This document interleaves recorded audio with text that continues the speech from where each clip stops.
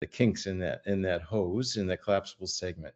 Okay. And keep in mind, the take home on all this stuff with loop gain and arousal threshold and muscle recruitment is what is the critical closing pressure and how can we move the patient to -10?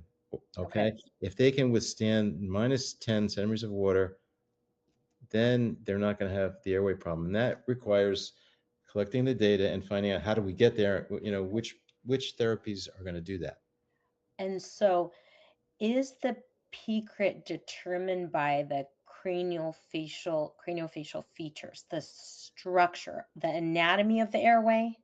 The secret's caused by everything. So it's By all of those factors the affect. totality of everything. Yes, the answer is yes, because the craniofacial structures are going to determine how big the hose is, Right.